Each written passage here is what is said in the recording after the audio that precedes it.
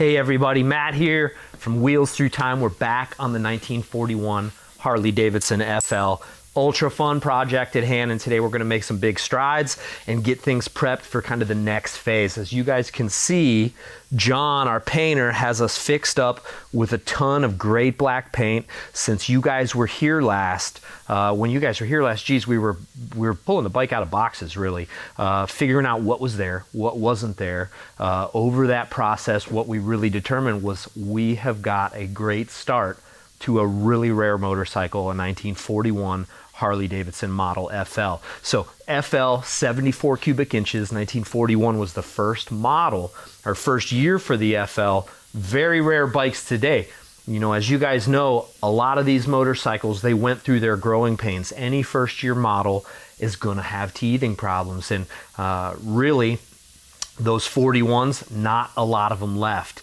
Started out with a really pair of kind of primitive engine cases, and not many survived. So John's got the 41 only frame here, absolutely painted up perfectly, prepped beautifully. I've got the transmission rebuilt. Today we're gonna be bolting the fork on. Like I said over here, John's got a bunch of fresh paint, oil tank, CT, kicker pedals, brakes,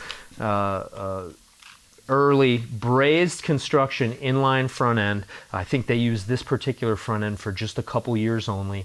Really, really good setup. Over here, guys, ton of plating. So much prep goes into restoring a motorcycle. A lot of the times we like to do things in the patina form and really keep things as they are. Original finish is big here at Wheels Through Time. Tons of original paint motorcycles.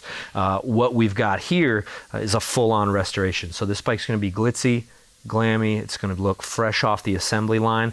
All the plating's got to be spot on and perfect.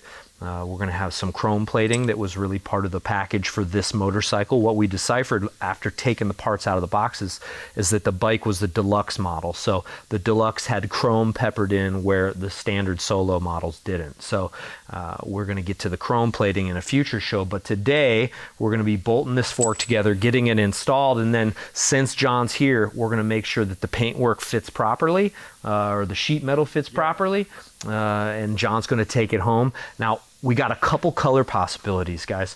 We'll tell you about them real shortly. What we're gonna do is get started on the fork, and we'll go from there. John, we got the factory tool for this. Cool. What we're gonna do is slam this thing together. Now, CAD plating, we've got about 10 or 15 CAD plated parts we're gonna use today. I think there's about 70 or 80, not counting spokes and nipples, but top, crown nut. This looks nice. A few others, yeah. Don Webb at Plymouth Plating in Michigan, ace job. So what we're gonna do here is use the factory tool with a few added pieces to make it a little easier. John, hold both of these for me. I'm gonna get some grease.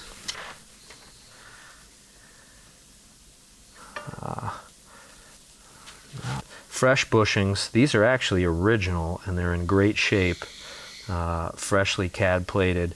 Usually they wear out on the inside, but as you guys can see, not too loose.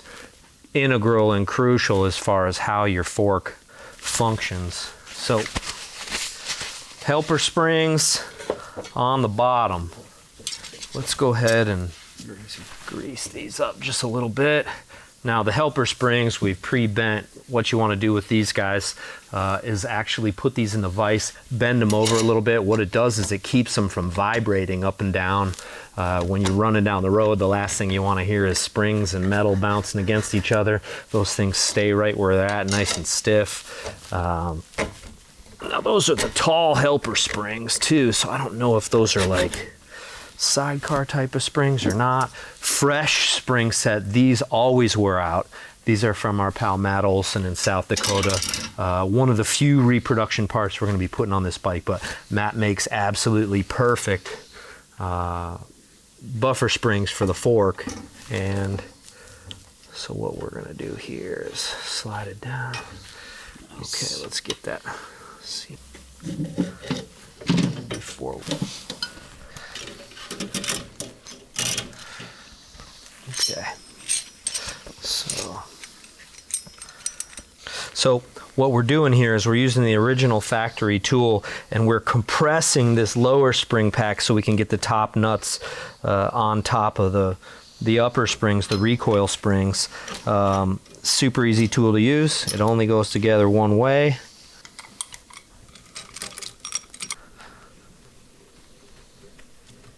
Turner. Okay.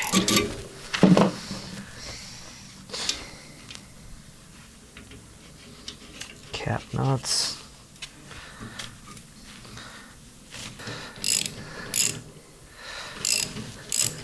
What we're looking for, guys, is we just want to bring these down far enough to get 5 or 6 threads on the lock nuts. There's a couple chrome plated lock nuts that we don't have plated yet that will end up capping these off. So we're ready to pull this apart, and the fork is pretty much assembled at this point. We've got some fork rockers that we'll add and get this fork installed on the frame. So the purpose of installing the fork at this point, guys, is so we can get the sheet metal fit. It's going to be pretty easy to bolt that front fender up, bolt the rear fender up, and make sure everything's lined up, make sure everything's straight for when we paint this thing. So anytime that you are restoring a motorcycle, fit and finish is crucial.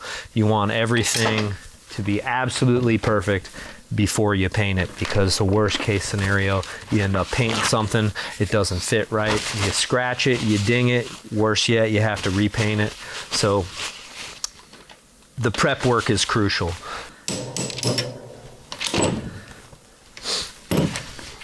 Check it out. Cool. Absolutely beautiful. I've seen it bounce already. Yeah, or nice, the table. nice paint work, John. Real well done, man. Okay, so now the fun part. Let me get a little more grease. We're gonna pack these 5/16 bearings. Make sure the crown nut slips right on top there. Very fine thread, so we want to make sure for ease of use, because it has to go a long way, that this. So we're pre-fitting, and it looks absolutely beautiful. Can't ask for better.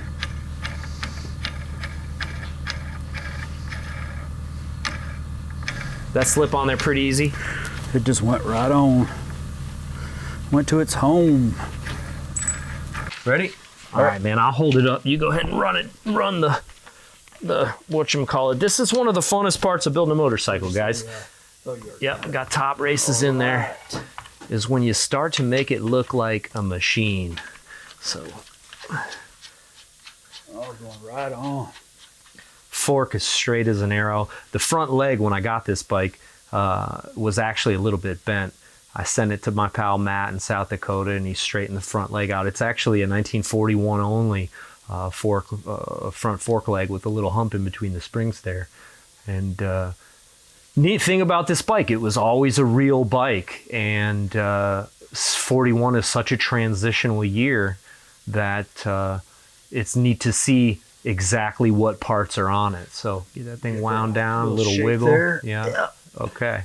Feel good? Yeah. Yeah. What do you got? Dude, I love it. And Didn't move it all. I love it. Cool. Good deal. Let me get back and take a look. Oh God, I love it. 41 baby bull neck frame, the brazed inline front end. This bike is going to come together really, really fast. Now, John actually drove down to Savannah with me to get this bike, and we unloaded it out of this garage. The fella owned this motorcycle since 1976 or 77. Took it apart in 77 because it smoked. Had the grand plan to restore it, and never actually got to work on it. So he took it all apart. We got it in boxes, got it back up here. You saw us unload it from the boxes, and this is where we sit now. So, all right.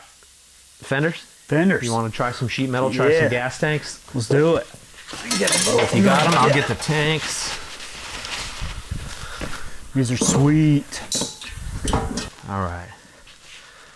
Original knucklehead sheet metal, guys. Ultra rare stuff today. When you're building a bike from scratch, Harley-Davidson big twin fenders, you just don't find them anymore. Lucky for us, this bike came with them. So I'm going to grab some of this original hardware, and we're going to get that front fender bolted up. See if you can wiggle those rockers back off if you can. All right, let's slide this bad boy up there.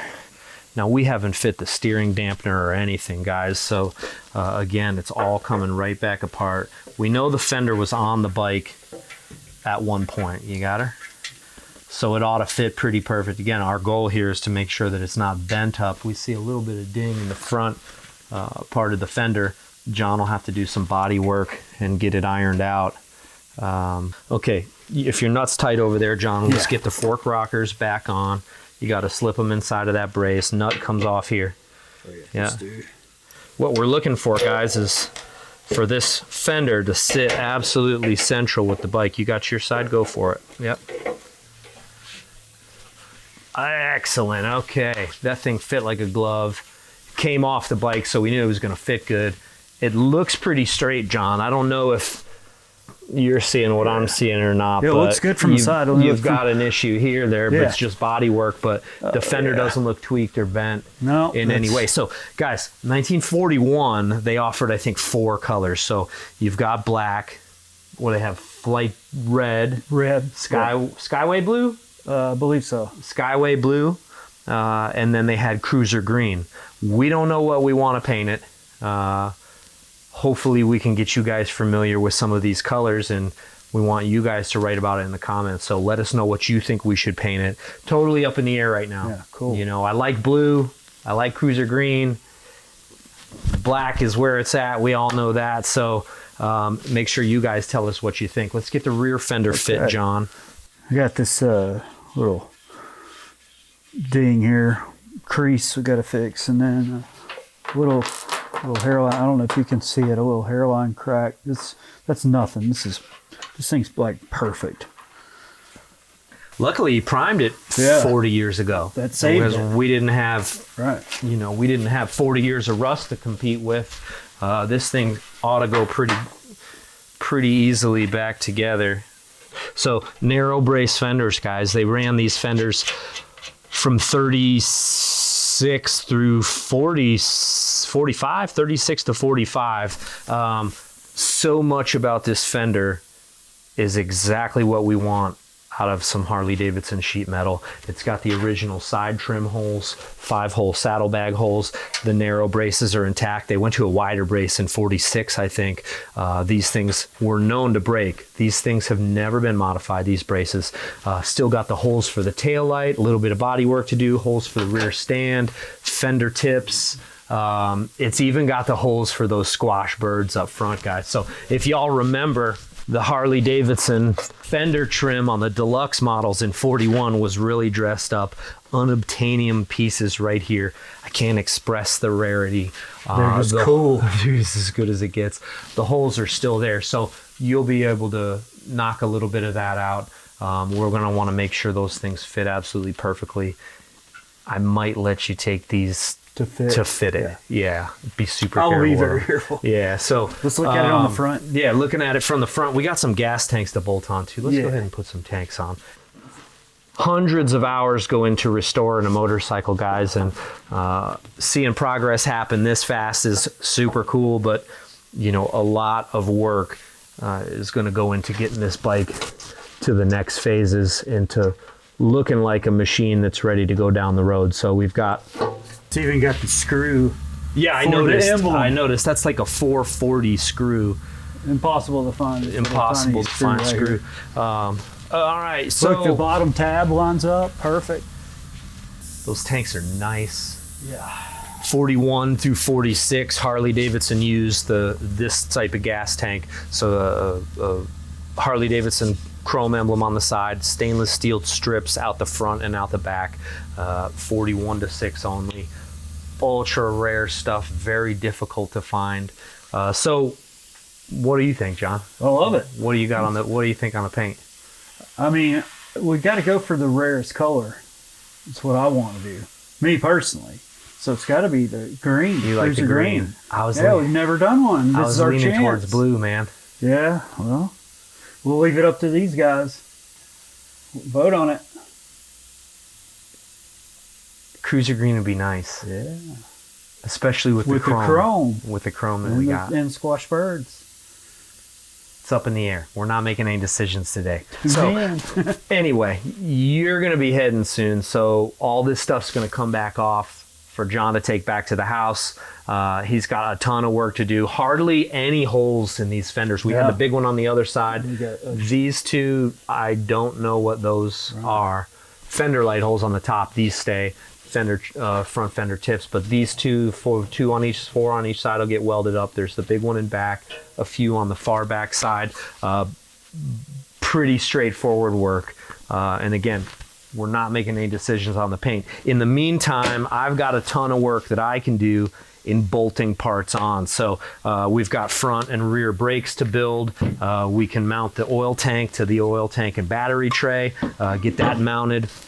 Seat T, kicker arm, all the parkerizing stuff. A lot of this can get bolted on the bike. Build the brakes up, I can install brake rods, brake pedals. Now all of that, of course, we're fitting, and it'll all come back apart once the sheet metal starts to go on and the engine goes in. So for the engine, big news on that front, guys. The 41, hard to find stuff, guys. 1941 model FL, that's the 74 cubic inch. First year for that model, and this is what we call short rib engine cases.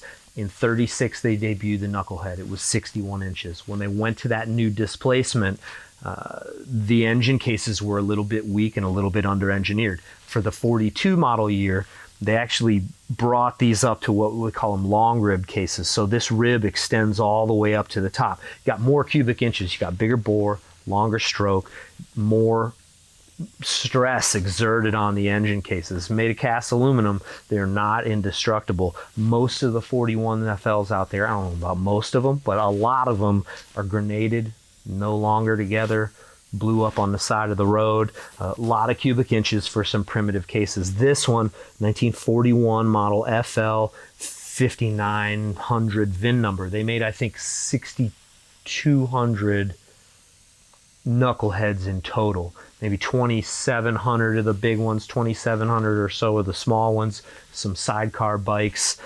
This is like last couple hundred, John, of the 41. So the heads are blasted, ready to build, paint, polish some rocker boxes.